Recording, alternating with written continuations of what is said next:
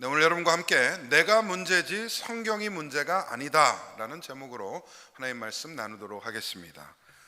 예전에 누가 깻잎 씨앗을 주셔갖고 집에 이제 가가지고 뒷마당에다 심었어요.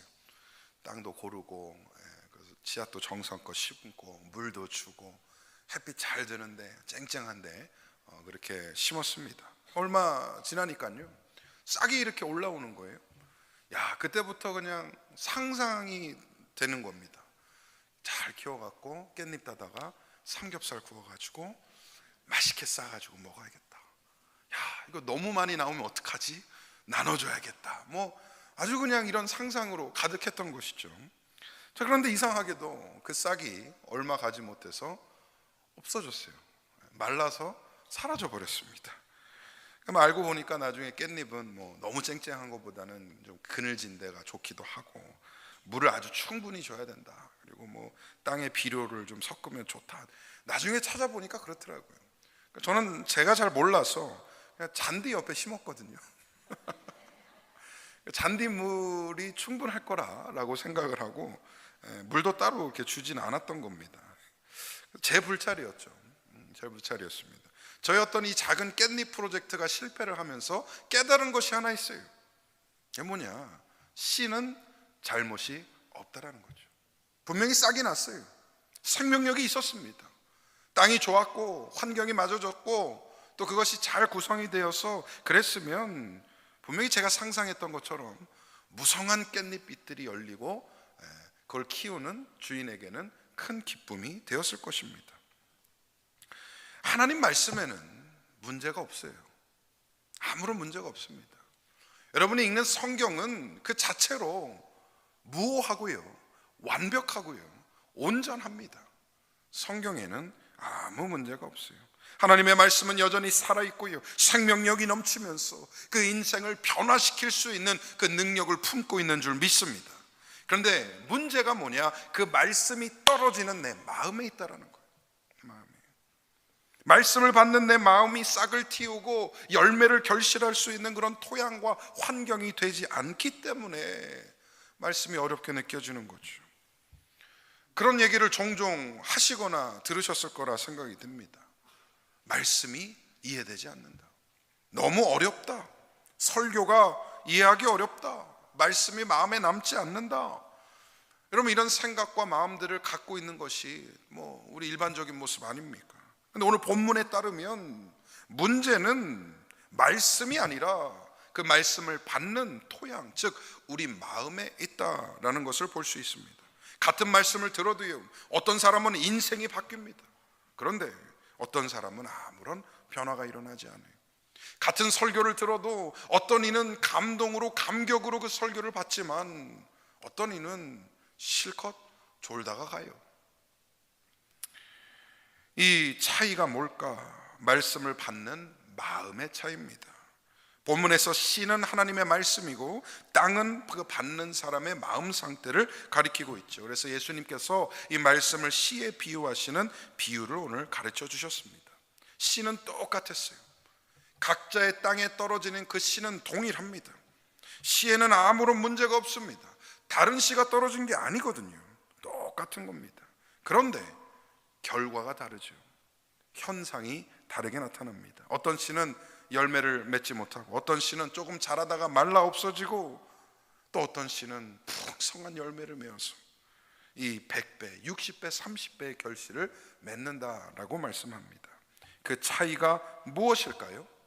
오늘 본문을 통해 우리는 말씀의 열매를 맡고 있는 세 가지의 마음의 상태에 대해서 함께 나누고자 합니다. 저와 여러분의 마음이 좋은 땅이 되어서 옥토가 되어서 하나님의 말씀이 풍성한 열매를 맺는 그런 은혜를 누리시기를 간절히 소망합니다.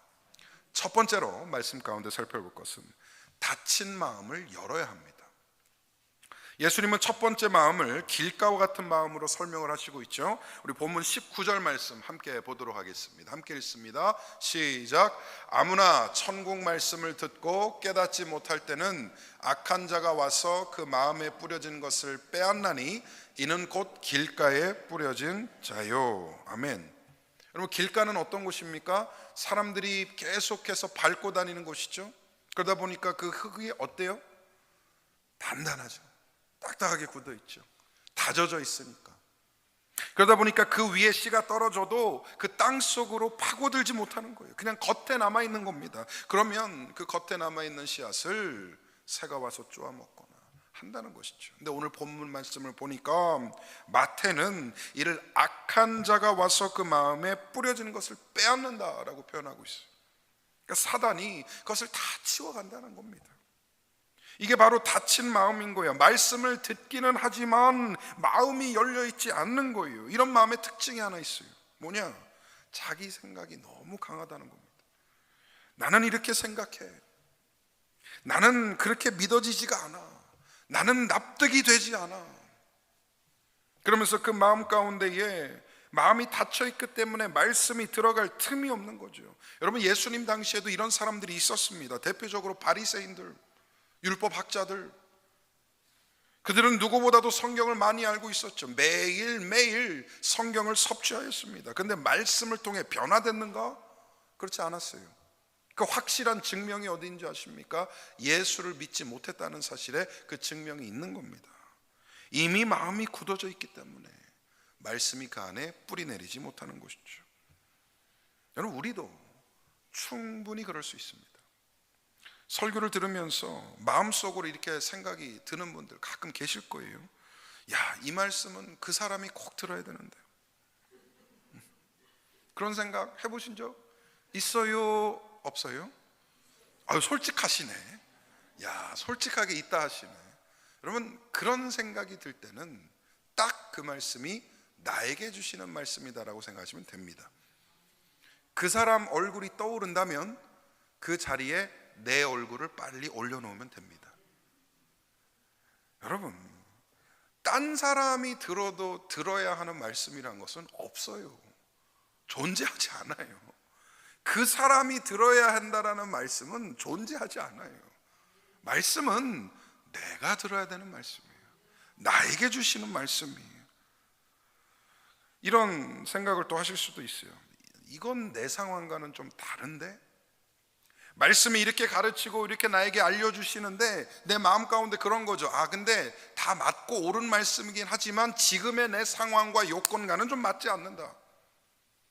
지금의 어떤 내 위치와 지금의 어떤 내 모습과는 조금 맞지 않는다라고 생각하는 거죠. 근데 여러분, 그런 말씀이 있을까요? 내 상황에 맞지 않는 말씀이라는 게 있을까요?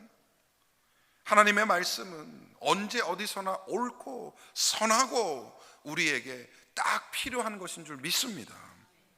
또 내 생각은 다른데? 라고 느끼시는 것, 말씀 앞에. 여러분, 하나님 말씀이 옳을까요?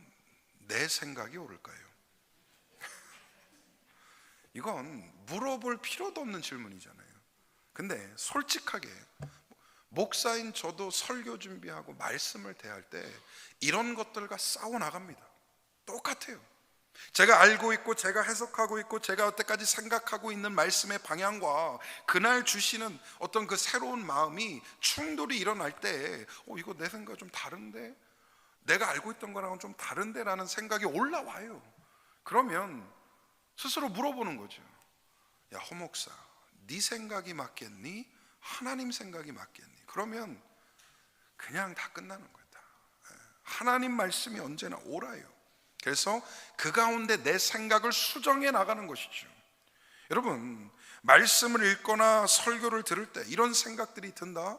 그러면 이렇게 생각하셔야 돼요. 아, 어느새 내 마음이 닫혀 있구나. 어느새 내 마음이 닫혀 있구나. 말씀의 씨앗이 단단한 길가와 같은 마음에 떨어지면 뿌리를 내릴 수가 없어요. 겉도는 것이죠. 전혀 말씀이 들어가지 않습니다. 그 마음에는 변화도 일어나지 않고 삶의 그 어떠한 역사도 보일 수 없어요.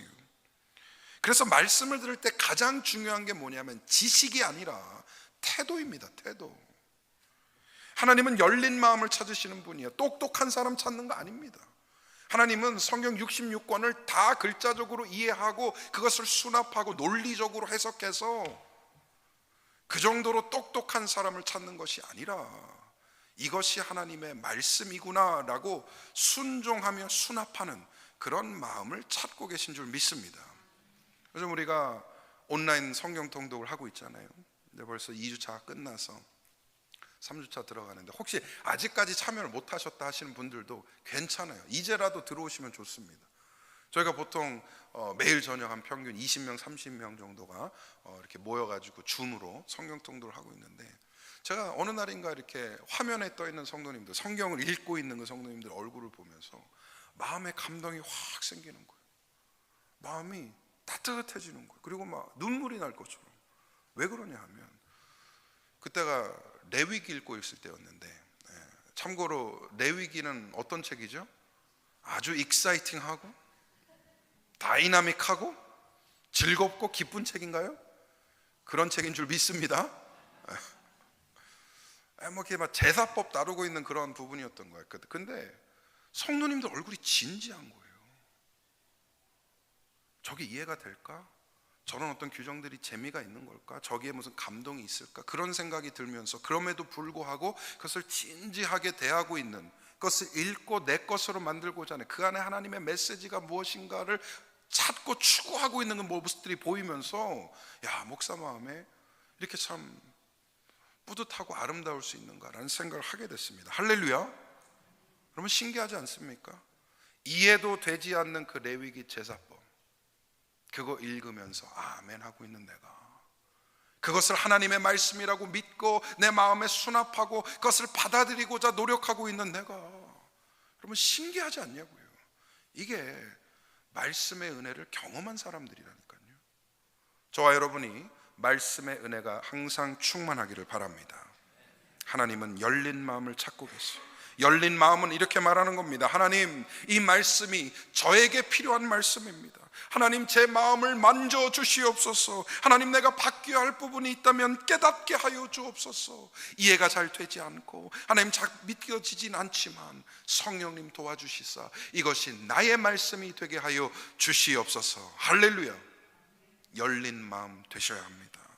말씀이 마음에 들어오지 않는다라고 느끼실 때 기도하시기를 바랍니다.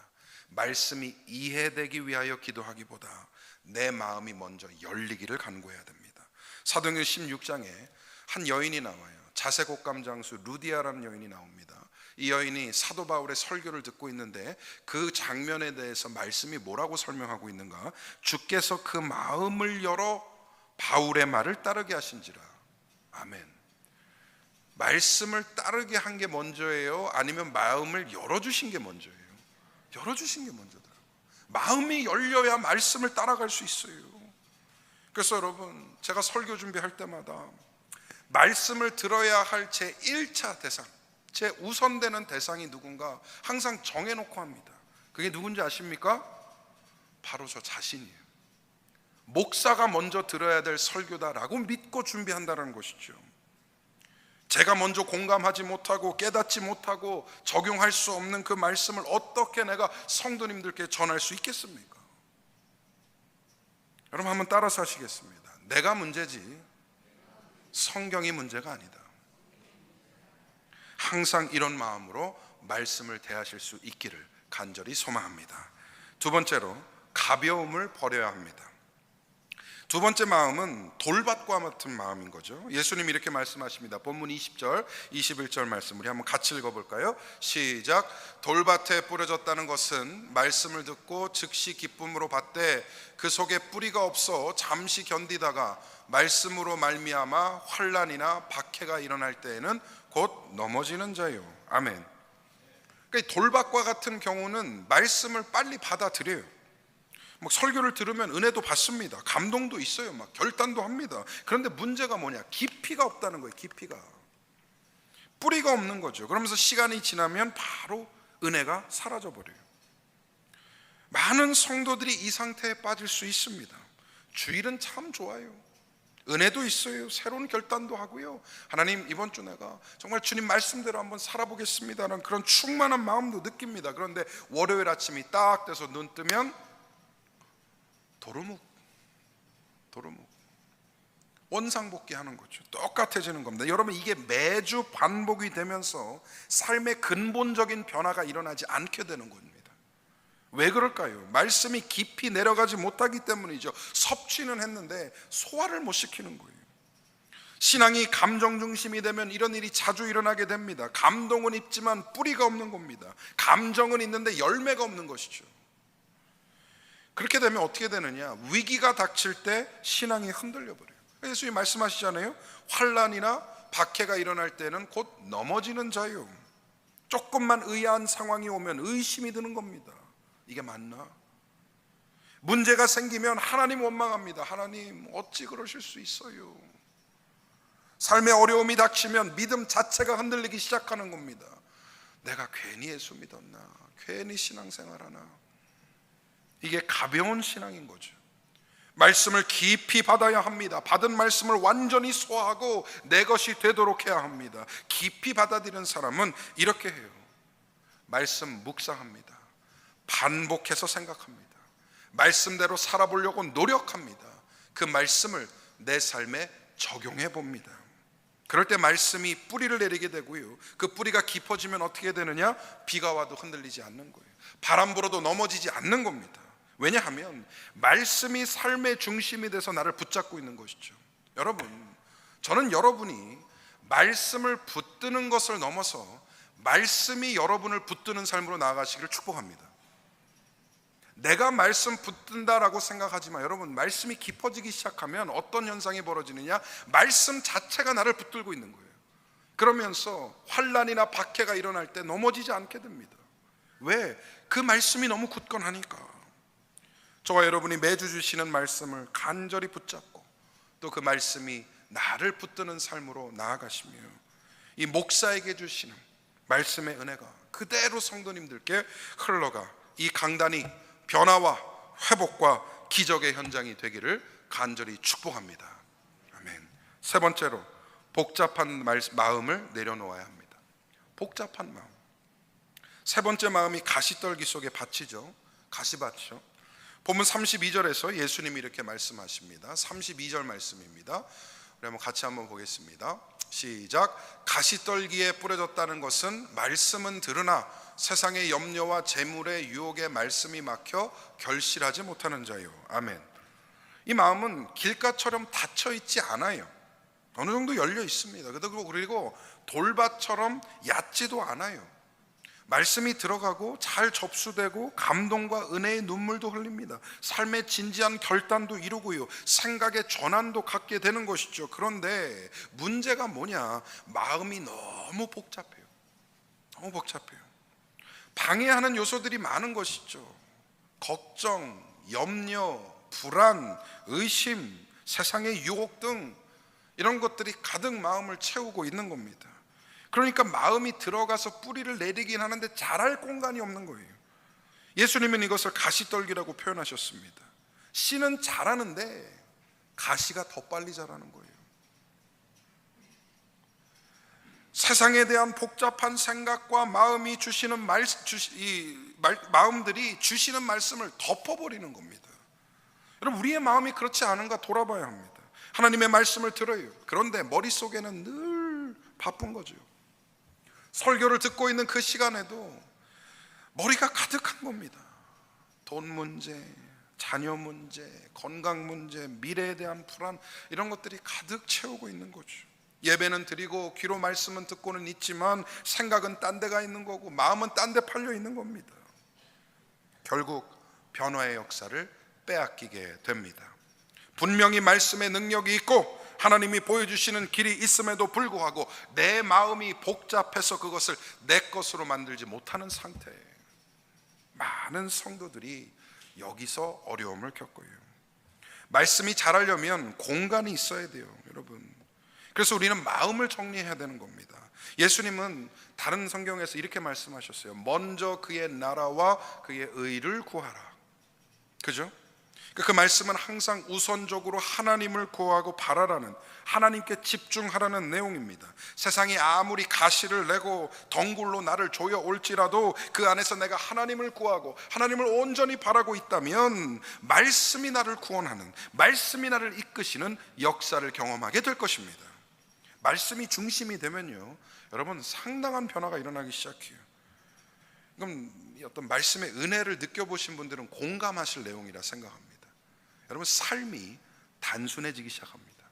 말씀의 은혜가 충만해지면 복잡하죠. 여러 가지 문제와 이슈들과 나를 둘러싸고 있는 관계들과 너무나 복잡한 것들이 많은데도 불구하고 말씀이 내 삶의 중심이 되면 그 혼잡해 보이는 삶 속에서 빛 한 줄기가 보이는 거예요. 나를 제한하고 구속하고 있는 것들이 무엇인지 비로소 알기 시작하는 겁니다. 그리고 하나님 앞에서 이런 복잡한 걱정, 염려, 불안, 나의 생각들이 얼마나 초라한 것들인가를 깨닫게 됩니다. 여러분, 내려놓아야 된다라는 말을 많이 하죠. 근데 어떻게 하면 내려놓는 걸까요? 손에 잡히지도 않고 떨쳐내려고 해도 되지 않는 그 감정들을 내가 도대체 어떻게 내려놓을 수 있는 걸까요? 여러분, 내려놓는다는 말은 먼저 그 나라와 의를 구하라, 하나님을 먼저 구하라는 말과 똑같습니다. 돈 걱정, 자신 걱정, 건강 문제, 관계 문제, 여러분 이거 억지로 떨쳐내려고 해도 떨어집니까? 그게 마음에서 사라집니까? 내려놓는다고 내가 열심히 노력은 해보지만 그게 내려놓아지냐고요. 얼마나 사실적인 문제이고 큰 문제들입니까? 근데 그 모든 것들에 앞서서 하나님의 은혜와 하나님의 도우심을 먼저 구하는 것, 그것이 내려놓는 것이고요. 그 내려놓음이 이루어질 때 비로소 내 마음이 단순해지는 거예요. 복잡함이 사라지게 되는 겁니다. 우리는 마음의 가시들을 정리해야 됩니다. 여러분, 예배에 앞서서 반드시 기도로 준비해야 하는 이유입니다. 하나님, 내가 오늘 예배 드리면서 하나님만 바라보게 하여 주옵소서. 말씀 들으면서 하나님의 마음만을 추구하게 하여 주옵소서. 성령님, 내 마음을 조명하시사 온전히 집중할 수 있도록 도와주시옵소서. 이 기도가 반드시 필요한 이유인 것이죠. 그래서 제가 아주 실제적인 한 가지를 제안 드리려고 합니다. 여러분, 다음 주일에는 우리 성도님들 예배 시작 10분 전에 다 오셔서 한번 기도로 준비해 보세요. 기도로, 제가 말씀드린 것처럼 깊이 말씀을 위한 나의 마음을 준비하는 기도를 해보시기를 바랍니다. 내 마음이 앞서 정비되고 단순해져서 하나님께 집중된 상태로 예배를 임하는 것이 여러분 얼마나 큰 차이를 만들어내는지 바로 아시게 될 겁니다. 마음의 가시를 떨쳐내고 예배의 승리를 하시는 그런 귀한 성도님들 되시기를 간절히 소망합니다. 이제 말씀을 맺도록 하겠습니다. 예수님이 맨 마지막에 좋은 땅을 말씀하세요. 이러면 안 된다, 저러면 안 된다라는 것을 설명하신 이후에 마지막에 이래야만 한다라는 것을 가르쳐 주시는 것이죠. 그 내용이 뭡니까? 우리 23절 말씀 같이 한번 보겠습니다. 본문 23절 말씀 시작. 좋은 땅에 뿌려졌다는 것은 말씀을 듣고 깨닫는 자니 결실하며 어떤 것은 100배, 어떤 것은 60배, 어떤 것은 30배가 되느니라 하시더라. 아멘. 여러분, 좋은 땅의 특징이 있어요. 세 가지가. 안 좋은 땅을 세 가지 설명하셨던 건 뭡니까? 좋은 땅은 그 반대라는 얘기잖아요. 그러면서 좋은 땅의 특징, 열린 마음, 깊이 있는 마음, 단순하고 정리된 마음, 이런 마음이 좋은 땅이 되는 것이다라는 것을 우리에게 가르쳐주고 계십니다. 여러분, 이런 마음에 떨어진 말씀은 놀라운 열매를 맺어 하나님께는 기쁨이 되고 나에게는 충만한 은혜가 됩니다. 성경이 일단 말씀이 뿌리내려 결실하면 100배, 60배, 30배의 열매를 맺을 거라 약속하고 있습니다. 믿으십니까? 이건 내 상상이나 기대가 아니라 하나님이 약속하시는 부분이에요.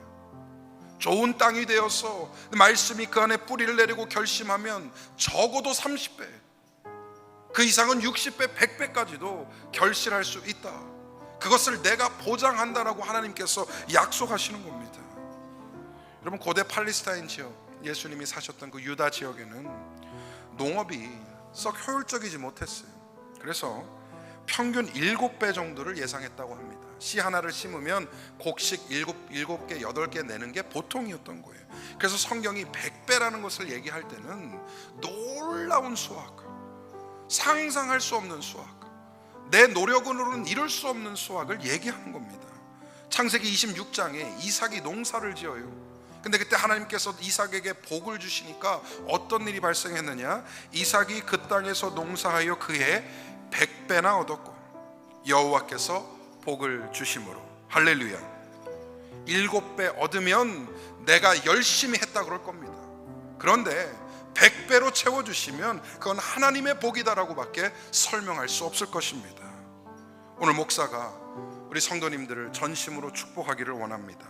여러분의 인생 농사에서 100배의 결실을 맺기를 축복합니다. 그 미약했던 시절을 생각해 보면 하나님께서 나에게 100배를 채워주셨구나, 100배의 열매를 맺게 하셨구나라는 그 간증이 여러분의 삶 가운데 있으시기를 축복합니다. 60배도 좋고요, 30배도 좋습니다. 다 하나님의 은혜인 것입니다. 조금 잘 돼서 내가 열심히 했다 하지 마시고 100배를 이루어서 온전히 하나님이 이루셨다라는 간증 이루시기를 바랍니다. 그 능력과 역사가 어떻게 이루어지느냐, 여러분 바로 말씀이에요. 말씀. 하나님의 말씀을 바르게 읽고 열심히 따르고 온전히 누릴 때에 이런 놀라운 기적과 같은 역사가 일어나게 될 것입니다. 말씀이 잘 뿌리내리고 깊어지고 성숙하는 마음밭을 이루어서 놀라운 결실을 맺어 하나님께는 영광을 돌리고 여러분의 삶 가운데는 충만한 은혜를 누리시기를 전심으로 또 간절히 축원드립니다.